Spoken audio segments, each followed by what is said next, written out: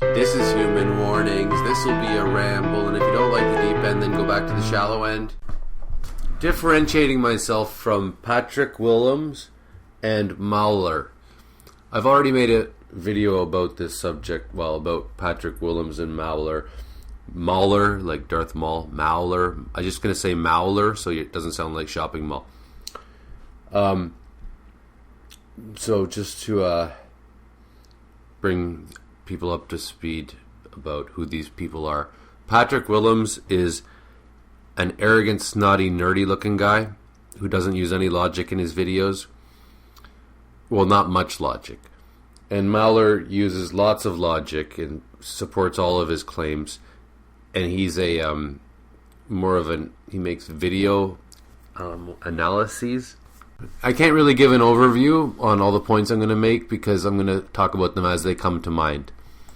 Okay, one thing is that Mauler makes he strives towards objective and critical analyses that are in-depth. He gets really in-depth and he works very hard on his videos. They're usually like 2 hours long and he gets through into everything.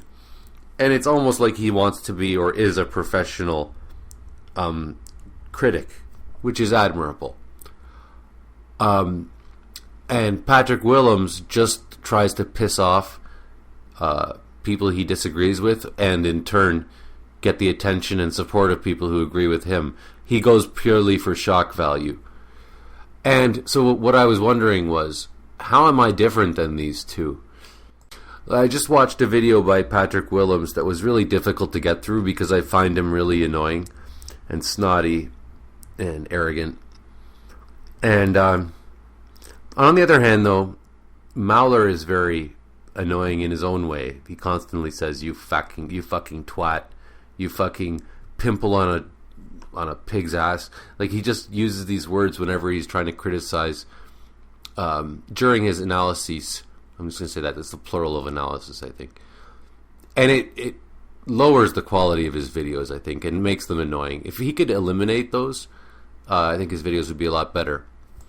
So I watched a video by Patrick Willems about plot holes, where he says his argument is that people who argue against plot holes are total idiots and they don't understand what movies are really, what the point of movies is. And yeah, plot holes don't matter at all, so everybody should just shut up about plot holes. And he's quite arrogant about this.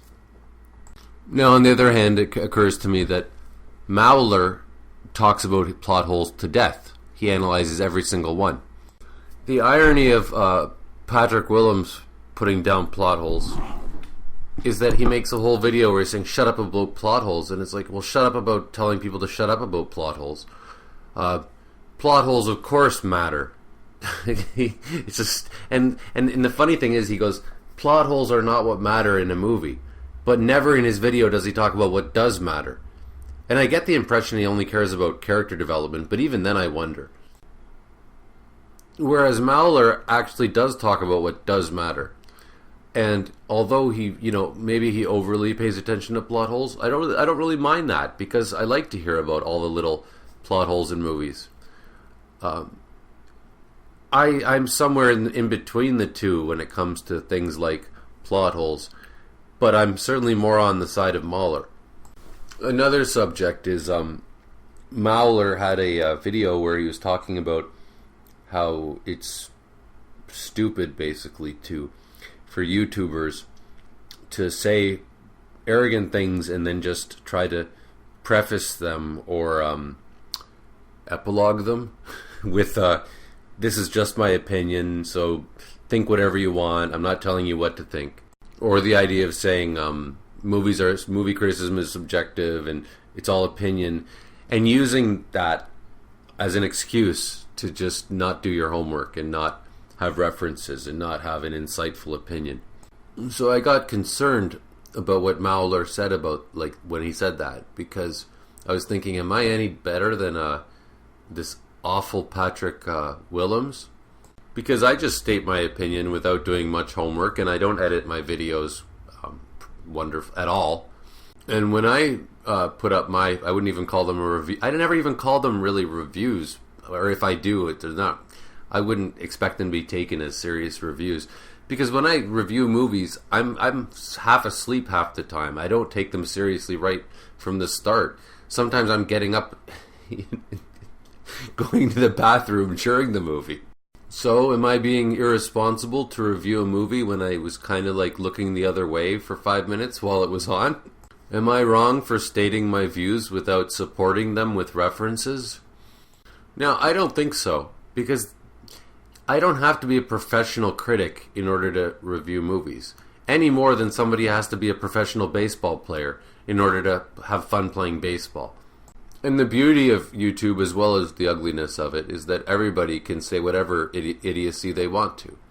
The other thing is that I just take for granted that my opinions are better than most people's. If I say that the movie Avatar sucked or Inglourious Basterds sucked, I don't bother explaining why. And one of the main reasons is because that's how little respect I have for the movies or for the people who liked them. Which is not to say that I'm not interested in hearing people's opinion. I'd love to be proven wrong. I'd love to know why Inglourious Basterds was a good movie. I've been wondering it ever since I saw it. Yeah, maybe that's the big difference. Mauler actually is doing real movie criticism, at least to the best of his ability. Whereas I'm just doing rants and rambles, essentially. And Patrick Willems is pretending that his rants and rambles are movie criticism. So basically, I'm doing what Patrick Willems does, but I'm honest about it. And Mauler's actually putting an effort into movie criticism. More of an effort than me, anyways. And certainly more of an effort. Anybody's putting more of an effort than Patrick Willems. And an interesting thing, I think these two don't like each other. I know Mauler doesn't like Patrick Willems, and I assume vice versa is the case. But Patrick Willems, when he was talking about how people who point out plot holes are idiots or whatever, he said that they're nitpicking. So he would definitely say Mauler is nitpicking when he points out all 5,000 of the plot holes in The Last Jedi. He'd say he's nitpicking. But aren't you nitpicking when you're nitpicking Aren't you nitpicking when you're nitpicking the nitpicker? Because, yeah, sure, I think Mauler sometimes goes overboard when he nitpicks too many things. But to a degree that it annoys me, no. I like to see every little nit. I like to see him pick nits. And Mauler even readily agrees that some of them are not consequential. Or even most of them. He's not saying that every plot hole he points out is terrible. He's just pointing them out one at a time. I wouldn't say surgically, but you know. Another thing I think that's very grating about Patrick Willems, I gotta stop using his name because it makes me sick. Thinking of, when I say his name, it makes me think of his face, which makes me sick. Is that this nerd, I'll just call him this nerd, I guess, till I think of a better name. He actually insults, he'll say, if you think that plot holes matter, then I'm sorry, but you're wrong, or you're an idiot. And neither Mauler nor myself will actually say that, like, you're an idiot if you think this. Addressing anybody personally. I used to do that when I was 24, you know, and that was immature then. I mean, any kind of person, you should have outgrown that when you were 17, really. Like, it's a very stupid way of trying to prove your point. If you think Inglourious Basterds was a good movie, then you're an idiot. Yeah, so this video is mainly about me questioning whether I'm being irresponsible to state my views when they haven't been researched, to publish them on YouTube. And yeah, it could be argued, I guess, that it's irresponsible, but then you think about, in comparison, what about like Oprah Winfrey, who doesn't research anything and has millions of people listening to her stupid views? Or that show The View, where they're all idiots and they don't know anything about what they're talking about, and they're just pushing forward views that advertising companies are paying them to push forward. And, you know, I may have only seen Avatar once, but I've, you know, been analyzing movies for, you know, and the theory of the structure of movies and art criticism all my life.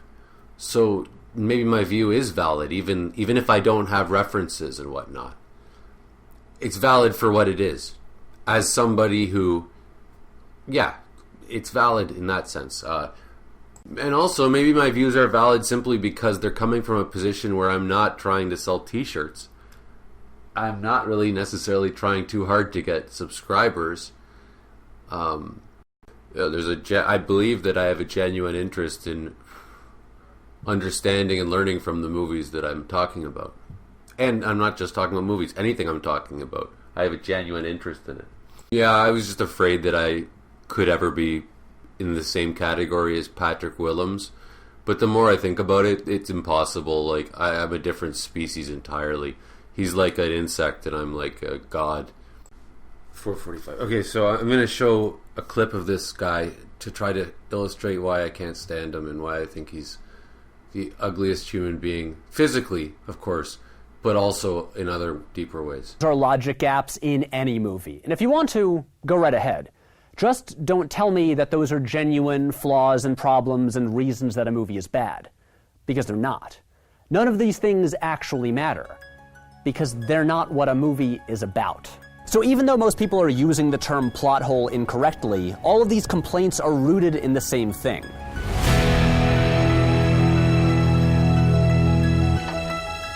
But movies aren't about logic.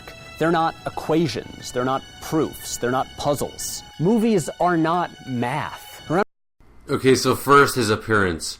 Sunglasses, a stupid little suit.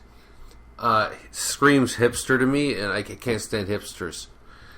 And like, who are you fooling? You're not cool, okay? Then he goes, you can find plot holes in any movie, and if you want to, go right ahead. Well, oh, thanks. So I can go right ahead if I want to? It's like you're talking to me like I'm an idiot. And I find that very annoying when someone says something like, well, if you want to do that, then go right ahead. You never need to say that. I just don't understand it. You say that when you're 16 or something, right? Like, you're entitled to your opinion. Oh, really? I am? Oh, okay. Oh, okay, I guess I'll have one then. Yeah, so to continue, he's like, yeah, if you want to think that, go right ahead, but don't tell me that that's a good reason, because it's not. Well, I will tell you whatever the hell I want, and you can't just say, because it's not. You actually have to...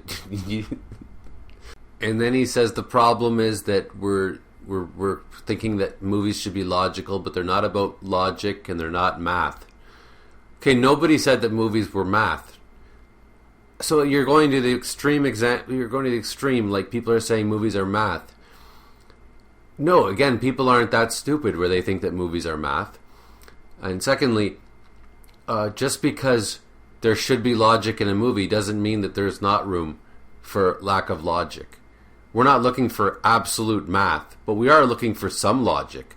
Like, the little moron can't understand that you need both logic and artistry in art. That art has logic in it.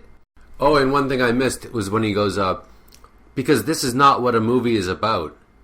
But then he just changes the subject to another point. He never actually says what a movie is about. So you can't just say this sucks without saying what's good. And this is not the only... I'm not just taking one little cut and saying, like, as if he explains what a good movie is later on. He never once takes a stance on what is good. And this, I've seen like maybe 3 at the most videos with him, but I stopped because he never once takes a stand on anything in terms of what his views actually are. Or to put it better, what he thinks good storymaking, good storytelling is. He never really says that. Never goes on about that at all. And that's suspicious. It's not just suspicious. It's evasive, and it's evidence of a person who just likes arguing, but has no opinions of their own. You know, like I've said before, you know, if someone like him, whatever he is, I want to be the opposite. So if he has 1 million subscribers, then I want 0.